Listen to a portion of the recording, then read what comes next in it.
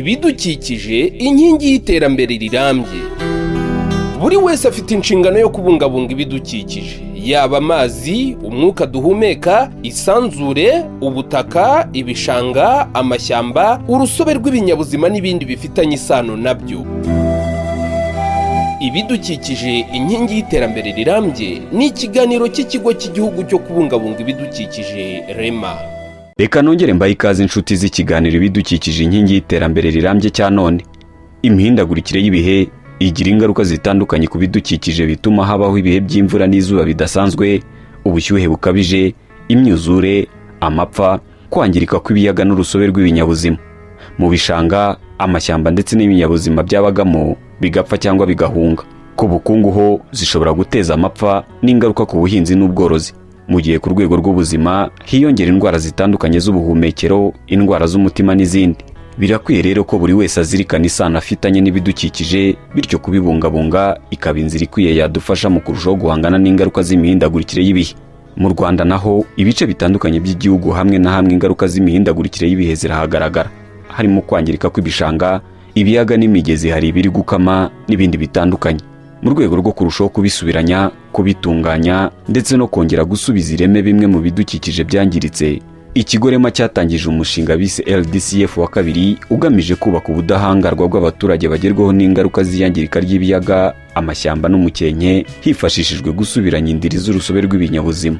Akarere ka Bugesera ni kamwe mu turere tw'u Rwanda nako kagezweho n'ingaruka z'imihindagurikire y'ibihe. Gusa guhera mu mwaka wa 2017 umushinga wa LDCF ya kabiri nawo wagejejweyo mu rwego rwo kurengera bimwe mu bidukikije byari byarangiritse. Muri iki kiganiro turaza kurebera hamwe ibikubiye muri uyu mushinga, aho washyiriwe mu bikorwa mu karere ka Bugesera, umusaruro watanze ndetse n'inyungu abaturage bakuyemo mu kurushaho kwita ku bidukikije n'ingamba bafite mu kurushaho kubibungabunga.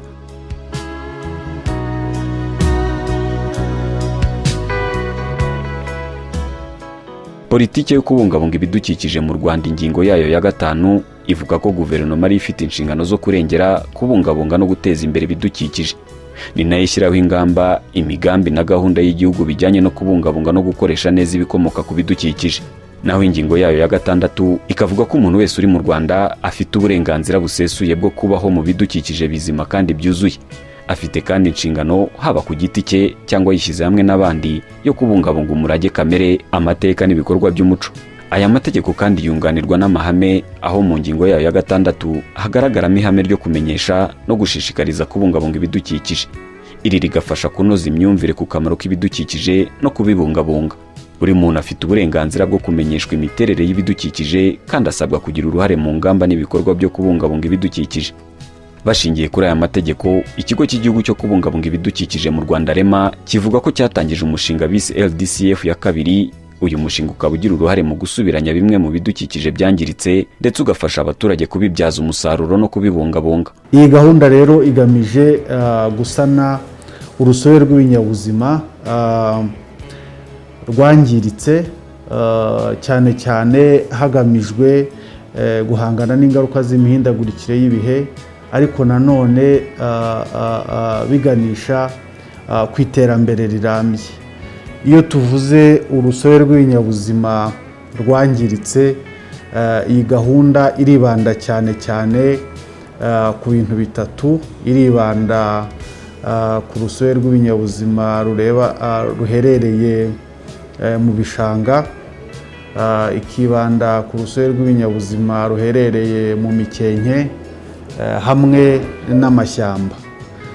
By'umwihariko rero izakora mu bintu nyamukuru, harimo kubaka ubushobozi bw'abagenerwabikorwa kuva ku rwego rw'igihugu ukamanuka ukagera ku nzego z'ibanze, kugira ngo bumve neza imihindagurikire y'ibihe ni iki, ese urusobe rw'ibinyabuzima ni iki, ese urusobe rw'ibinyabuzima rufite akahe kamaro mu buzima bwabo, rufite akahe kamaro mu iterambere ryabo, ari naryo terambere ry'igihugu muri rusange.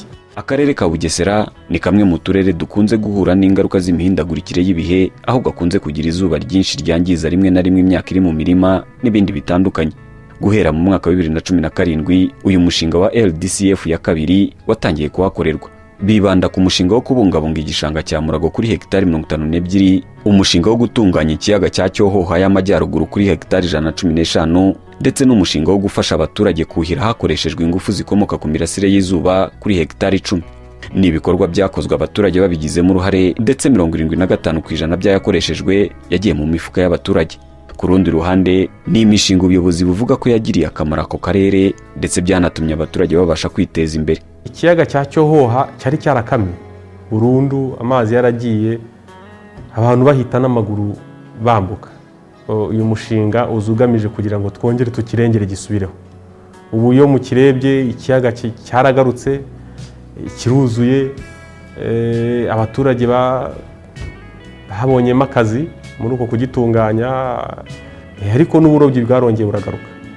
Mbere twabonaga umusaruro utageze no ku biro 1000 ku kwezi, ariko uyu munsi buri kwezi haravamo ibiro bigeze ku 3500. Umushinga rero kwikuba hafi 4 hari icyo bimarira abaturage bahakorera.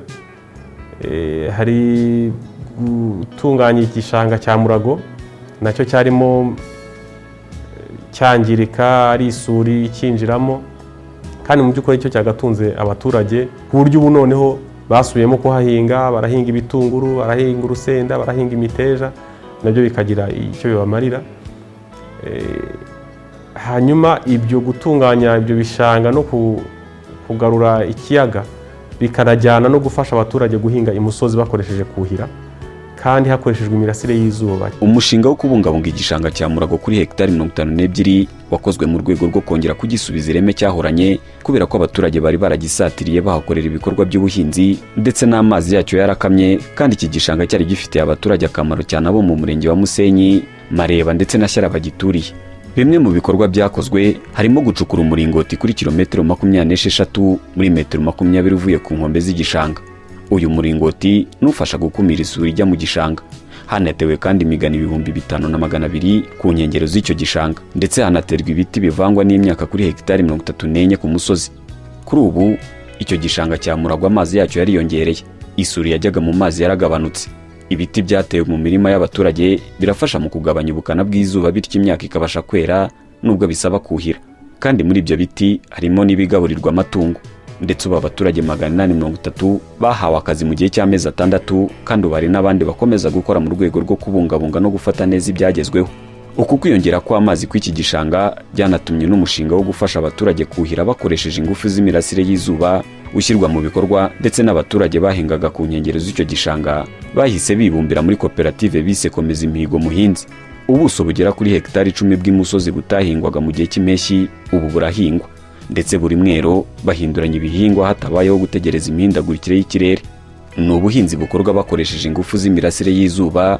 Igitekerezo nacyo cyakozwe bagendeye mu kurengera ibidukikije. Iyo ugiye ku rwego rw'ubuhinzi ni igikorwa kidufasha kugira ngo abaturage ba Bugesera bazabashe kuba bahinga mu bihe bitandukanye, haba mu gihe cy'izuba, haba mu gihe cy'imvura. Kuhira imyaka ni kimwe, ariko noneho iyo wuhira imyaka ukoresha imirasire y'izuba nanone biradufasha ku rwego rw'ingufu, kuko ubundi bari kuhira bakoresha za moteri cyangwa se bakoresha n'ibindi bishobora kuba byakwangiza n'ikirere, kandi iyo myuka byohereza mu kirere nayo nanone nyirabayazana wa ya mihindagurikire y'ibihe. Ni ibikorwa ku ruhande rw'abaturage baturiye icyo gishanga ndetse n'abahakorera ubuhinzi bavuga ko byatumye batera imbere.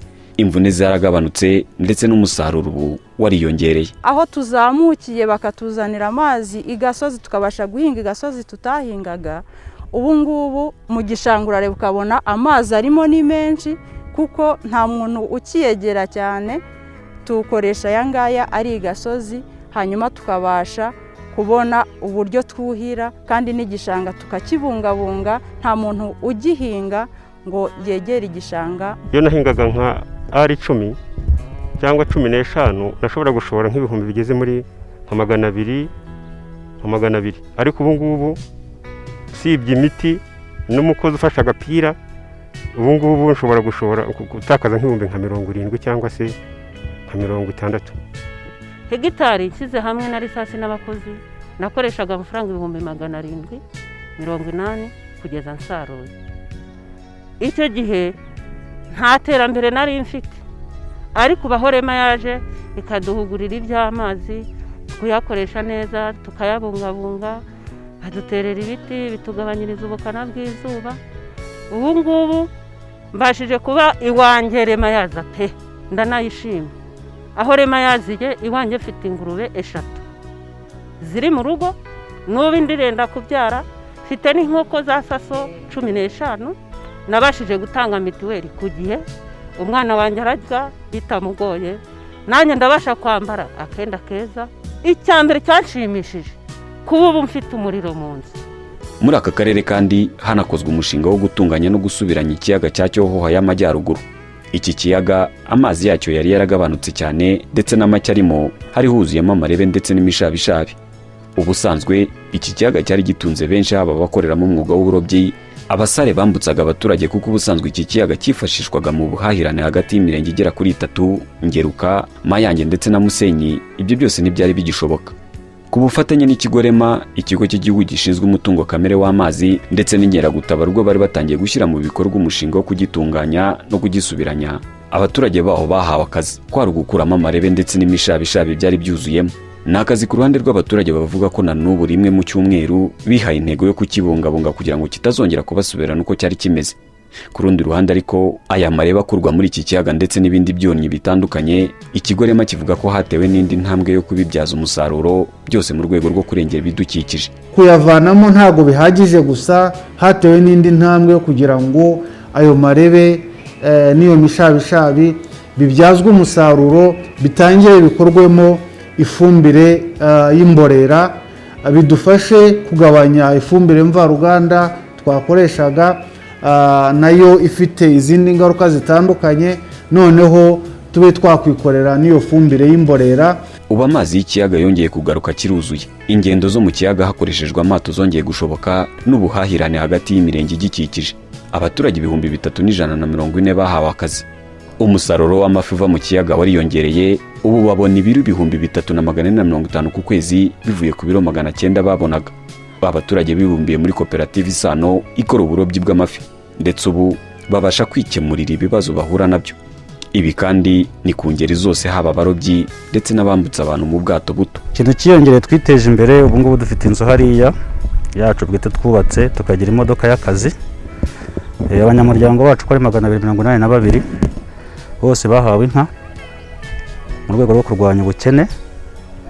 Byanga bikunze rero, twebwe nk'abakorera mu iki kiyaga twiteje imbere ku buryo bufatika. Ni iterambere bavuga ko bagezeho biturutse mu kurushaho kubungabunga ibidukikije, ndetse no kumenya akamaro ko kurushaho kubyitaho no kwirinda ibikorwa bitandukanye bishobora kubibangamira. Intambwe ku ruhande rw'ikigo Rema bashingiraho basaba abaturage kurushaho kubirinda ndetse no kubikoresha neza, kugira ngo babe indorerwamo y'abandi baturage bataragerwaho n'iyi gahunda. Icyambere rero dusaba abaturage ni ugufata bino bikorwa bakabigira ibyabo, kandi bagakomeza gukurikirana n'ishyirwa mu bikorwa ryabyo, no mu gihe kirambye, no mu gihe umushinga uba wararangiye, no mu gihe nta wundi wenda mukozi cyangwa se n'ubundi bufasha babona buva ku rwego rw'igihugu, kuko urwo rugendo baba bararugenze, twizera neza ko bafite impamvu ihagije yatuma babungabunga ibyagezweho. Ikindi cya nyuma rero ni ukuba kora bandebereho, kuba twarahereye mu Bugesera. Ni byiza ko nabo bakumva bibashimishije kuba babakora bandebereho, n'abandi bakaba baza kubigiraho. Kubungabunga ibidukikije no guhangana n'ibyonnyi bishobora kubyangiza ni intambwe ikomeye ishobora kugeza ku iterambere abaturage ndetse n'igihugu muri rusange. Ikiganiro ibidukikije inkingi y'iterambere rirambye mutegurirwa n'ikigo cy'igihugu gishinzwe kubungabunga ibidukikije Rema ku bufatanye na Minisiteri y'Ibidukikije cya none. Reka tugisoreza naho ubutaha. Ibidukikije inkingi y'iterambere rirambye. Buri wese afite inshingano yo kubungabunga ibidukikije, yaba amazi, umwuka duhumeka, isanzure, ubutaka, ibishanga, amashyamba, urusobe rw'ibinyabuzima n'ibindi bifitanye isano nabyo. Ibidukikije inkingi y'iterambere rirambye ni ikiganiro cy'ikigo cy'igihugu cyo kubungabunga ibidukikije Rema.